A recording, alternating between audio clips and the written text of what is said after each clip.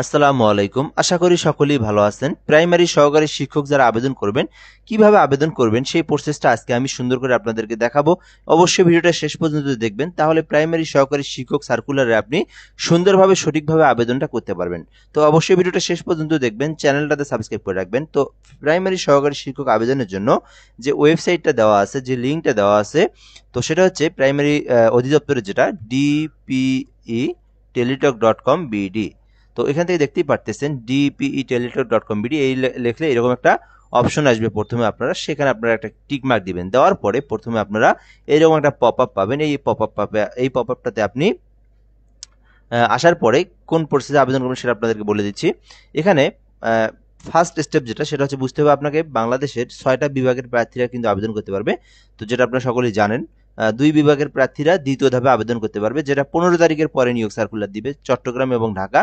আর এই 2 বিভাগ ব্যতীত রংপুর, বরিশাল, সিলেট, রাজশাহী, খুলনা, ময়মনসিংহ, আমি আবারও বলবো, রংপুর, বরিশাল, সিলেট, রাজশাহী, খুলনা, ময়মনসিংহ, এই বিভাগের আন্ডারে যে জেলাগুলো আছে শুধুমাত্র তারাই এখন আবেদন করতে পারবে।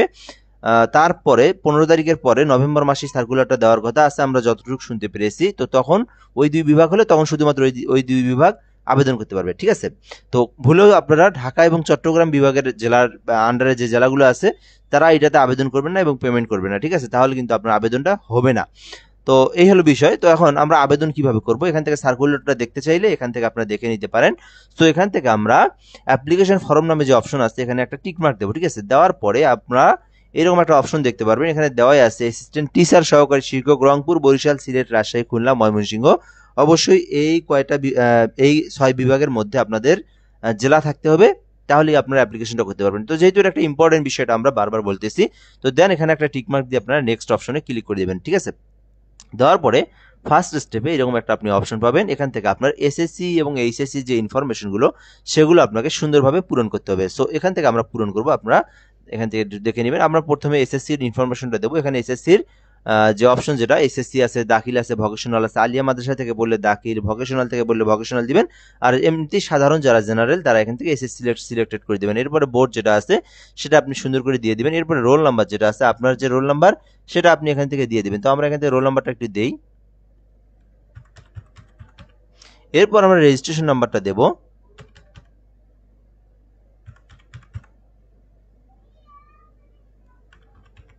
এরপর এখান থেকে আমরা পাসিং ইয়ারটা দেওয়ার চেষ্টা করব। হ্যাঁ, দেওয়ার পরে আমরা এখান থেকে এইচএসসির ইনফরমেশনটা পূরণ করে দেব। এখানে আমরা এইচএসসি রোল নাম্বার দেব।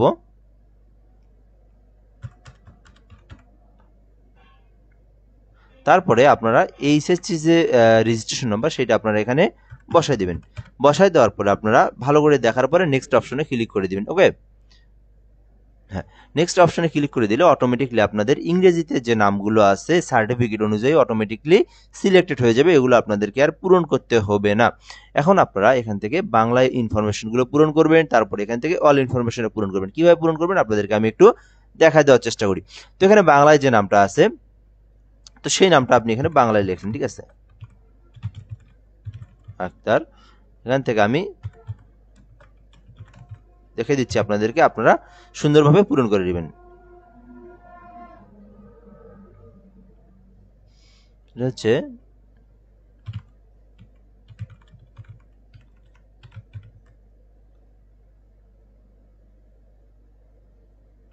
আমরা নামটা একটু দেখি এখানে, তাহলে শিওর হই। তো যদিও এই অ্যাপ্লিকেশনটা আমার করা আছে, এখানে আপনাদেরকে হ্যাঁ এই নামটাই দেওয়া আছে। তো আমি এখান থেকে দেখালেও হবে বা এখানে আমি টেক্সট করে দিলেও হবে। আমি এটা করছি আপনাদেরকে দেখানোর জন্য এই ভিডিওটা তৈরি করতেছি, যেন আপনারা এখান থেকে দেখে দেখে করতে পারেন। সো এই ইনফরমেশনটা পূরণ করার পর এখান থেকে আপনার ধর্ম যেটা সেটা আপনার সিলেক্টেড করে দিবেন। এরপর আপনার ন্যাশনাল আইডি যেটা সেটা এখানে আপনি ইয়েস দিবেন, দেওয়ার পর ন্যাশনাল আইডিটা দিবেন। দেওয়ার পর আমরা এখান থেকে জাস্ট একটা দেখাচ্ছি আপনাদেরকে এখান থেকে। তো তারপর এখান থেকে বার্থ রেজিস্ট্রেশন অর্থাৎ জন্ম নিবন্ধনের যে সনদ নাম্বারটা আছে ওইটা থাকলে আপনি ইয়েস দিয়ে দিবেন, না থাকলে সমস্যা নেই, না দিলেও হবে, যে কোনো একটা দিলেই হবে। এনআইডি দিলেও হবে অথবা এখান থেকে বার্থ রেজিস্ট্রেশনটা দিলেও হবে। তো আপনার যাদের এনআইডি আছে অবশ্যই এনআইডিটা দিবেন। পাসপোর্টের এই জায়গায় আপনারা নো করে দিবেন, যদি থাকে আপনি দিতে পারেন পাসপোর্ট নাম্বার যেটা। তারপর এখানে মেরিডিয়াল স্ট্যাটাস দেওয়া আছে, তো আপনি যদি বিবাহিত হয়ে থাকেন তো আপনি এখান থেকে মেরিট দিবেন, আর যদি সিঙ্গেল হয়ে থাকেন আমার মতো তাহলে আপনারা আপনারা সিঙ্গেল দিয়ে দিবেন। মেরিট থাকলে আপনারা অবশ্যই যদি পুরুষরা আবেদন করে স্ত্রীর নাম দিবেন এখান থেকে, আর যদি আপনি মহিলা হয়ে থাকেন অবশ্যই এখানে হাজবেন্ডের নামটা দিবেন। এরপরে মোবাইল নাম্বারটা এখানে দিবেন। এরপর এখান থেকে ওই মোবাইল নাম্বারটা আবার সেম ভাবে এখানে দিয়ে দিবেন। এরপরে ইমেইল দিয়ে দিবেন। ইমেইল এটা আপনার হচ্ছে দিয়ে দিলেই হলো। ইমেইল এটা অপশনাল যদিও, তো দিতেই হবে আর কি, মানে এমনি একটা ইমেইল দিলেও হয়। যাই হোক, আপনার নিজের ইমেইলটা দিবেন এখান থেকে। তারপর কোটা, যদি আপনি সরকারি চাকরি করে থাকেন সেক্ষেত্রে অবশ্যই এখান থেকে আপনারা, সরি এখান থেকে আপনার, হ্যাঁ কোটা না, এটা হচ্ছে কোটা আর কি, আপনার গভর্নমেন্ট স্ট্যাটাস ভাবছিলাম আমি, তো এটা হচ্ছে আপনাদের কোটা। তো এখানে শারীরিক প্রতিবন্ধী কোটা আছে, মুক্তিযোদ্ধা কোটা আছে, তৃতীয় লিঙ্গ যারা আছে, ক্ষুদ্র নৃগোষ্ঠী আছে। আপনার যদি কোনো কোটা থাকে সেই কোটাটা আপনি এখানে সিলেক্টেড করে দিবেন। যদি না থাকে তাহলে আপনার নট অ্যাপ্লিকেবল করে দিবেন। তো এরপর এখান থেকে ঠিকানার যে বিষয়টা, এখানে আপনারা কেয়ার অফ কি দিবেন। তো আপনি যদি সিঙ্গেল হয়ে থাকেন আপনার বাবার নাম দিবেন, বাবা যদি বেঁচে না থাকে মায়ের নাম দিবেন। আর যদি আপনি বিবাহিত হয়ে থাকেন সেক্ষেত্রে যারা মহিলাদের ক্ষেত্রে বিবাহিত হয়ে থাকলে স্বামীর নাম দিবেন এখানে। যদি আপনি বিবাহিত মহিলা হয়ে থাকেন, বিবাহিত, যেহেতু আপনার কেয়ার অফ কে অর্থাৎ ভরণ পোষণ কে করে, আপনার দায়িত্ব কে, আপনার অভিভাবককে। সো আপনার হচ্ছে দায়িত্ব ভরণ পোষণ, কেয়ার অফ মানে কি, কেয়ার করে যত্ন করে কি, আপনার তো হাজবেন্ড, তাই না? সেক্ষেত্রে অবশ্যই আপনারা বিবাহিত মহিলাদের ক্ষেত্রে কেয়ার অফ আপনার হাজবেন্ডের নাম দিবেন। আর যেটা বললাম যে যারা সিঙ্গেল তারা বাবার নাম দিবেন, বাবা বেঁচে না থাকলে মায়ের নাম দিবেন। আশা করি কেয়ার অফ সম্পর্কে আপনারা সুন্দরভাবে বুঝতে পেরেছেন। তো এখান থেকে আমি দিয়ে দেই আর কি, একটা দিয়ে দিই আপনাদেরকে। আমি জাস্ট এটা একটা ডেমো দেখাচ্ছি যেন আপনারা এই প্রসেসে করতে পারেন। সো এরপর এখান থেকে আপনাদেরকে যেটা ভিলেজ আর কি, অর্থাৎ ওই 6 বিভাগের মধ্যে যে জেলাগুলো শুধু তারাই কিন্তু আবেদন করতে পারবে। তো আমি এখান থেকে একটা ভিলেজ দিয়ে দিই। এরপরে মনে করেন এখান থেকে আমি রংপুর দিয়ে দিলাম, ঠিক আছে। তারপর এখান থেকে আমি একটা দিয়ে দিলাম বদরগঞ্জ দিয়ে দিলাম। এরপরে পোস্ট অফিস একটা আমি দিয়ে দিলাম। এরপরে একটা পোস্ট একটা দিয়ে দিলাম। এখন এই বিষয়টা আপনাদেরকে ভালো করে বুঝতে হবে। তো যারা ছেলে তাদের তো কোনো সমস্যা নেই ঠিকানা নিয়ে, যারা হচ্ছে মহিলা বিবাহিত তাদের হচ্ছে ভালো করে বুঝতে হবে, তারা এই জায়গাটা ভালো করে বুঝবেন। আবেদনে ভুল করলে কিন্তু সমস্যা হবে, ঠিক আছে, আপনার আবেদন বাতিল বলে গণ্য হবে। যারা হচ্ছে সিঙ্গেল নারী পুরুষ এখনো বিবাহ করেনি তাদের তো ঠিকানা একটাই, বাবার বাড়ির, তাদের অপশন বাদ। অপশন হচ্ছে ছেলেদের অপশনও বাদ, তাদেরও ঠিকানা একটাই। হ্যাঁ, এখানে কথা আছে একটা, সেটা হচ্ছে কি, আপনি যদি ছেলেরা হোক মেয়েরা হোক, আপনার গ্রামের বাড়ির ঠিকানাটা অবশ্যই দেওয়ার চেষ্টা করবেন। এখানে আপনি মনে করেন আপনার বাসা রংপুর, আপনি ঢাকায় থাকেন, তো 2 জায়গার ঠিকানা দেওয়ার প্রয়োজন নাই এবার, ঠিক আছে। অর্থাৎ আপনি মনে করেন ঢাকায় থাকেন, অনেকে বলে এই যে প্রেজেন্ট ঠিকানাটা যেটা দিচ্ছে আর কি, তো আপনার প্রয়োজন নেই। এই সহকারী শিক্ষক আবেদনে আপনার ঠিকানাটা একটাই দিন, আপনি হচ্ছে রংপুর বাড়ি, আপনার গ্রামের বাড়ি, আপনি রংপুরই দিন। কেননা আপনি তো চাকরি যেখানে হবে, এখানে বলা আছে যে চাকরি যেখানে করতে ইচ্ছুক সেইখানে আপনার ঠিকানাটা দিবেন। তো আপনি তো ঢাকায় করবেন না, তাই না? তো আপনি ঠিকানাটা ওই যে একই দিন, গ্রামের বাড়ির ঠিকানাটাই পার্মানেন্ট ভাবে আপনারা প্রেজেন্ট এবং প্রেজেন্ট অ্যাড্রেসটা দিয়ে দিন। তো এখানে মহিলাদের ক্ষেত্রে আপনারা কি করবেন, তো আপনারা হচ্ছে বাবার বাড়ির ঠিকানা অনেকেই দিতে চায়, হাজবেন্ডের বাড়ির ঠিকানা দিতে চায়। তো দেখেন, আপনি এখানে 2টা ঠিকানা না দিয়ে এবার আপনি একটাই ঠিকানা দিবেন। তো আপনি যদি আপনি তো সারা জীবন কোথায় কাটাবেন, আপনি তো হাজবেন্ডের বাসায় কাটাবেন, তাই না? সেক্ষেত্রে আপনারা ওই প্রেজেন্ট পার্মানেন্ট দুটোই আপনার হাজবেন্ডের ঠিকানায় দিবেন। এর আগে যেহেতু প্রধান শিক্ষকে অনেকেই করছেন কি, স্থায়ী ঠিকানাটা হচ্ছে বাবার বাড়ির ঠিকানা দিচ্ছেন, আবার হচ্ছে বর্তমান ঠিকানাটা স্বামীর বাড়ির ঠিকানা দিচ্ছেন। কিন্তু এবার প্রয়োজন নাই, এবার হচ্ছে বলাই আছে সার্কুলারে 8 নম্বরে আপনারা দেখিয়েন, যেখানে চাকরি করতে ইচ্ছুক সেইখানে আপনি আপনার ইনফরমেশনটা দিবেন। আপনি যদি সারা জীবন যদি আপনার বাবার বাড়িতে থাকেন তাহলে আপনি আপনার বাবার বাড়ির ঠিকানা দেন। আপনি যদি সারা জীবন আপনার স্বামীর বাড়িতে কাটান তাহলে তো আপনি অবশ্যই সেইখানে, কিন্তু আপনি যদি চাকরি হয় আপনার ওই স্বামীর বাড়ির যে ঠিকানাটা দিবেন তার আশেপাশের কোনো একটা স্কুলে আপনার সিলেক্টেড করে দেওয়া হবে। তো এই জন্য অবশ্যই আপনারা আবেদনের সময় এই বিষয়টা মাথায় রাখবেন। অবশ্যই ঠিকানাটা একই দিবেন, যেখানে আপনি সারা জীবন কাটাবেন সেখানে দিবেন, এখন সেটা বাংলাদেশের যেখানে হয় হোক, ঠিক আছে।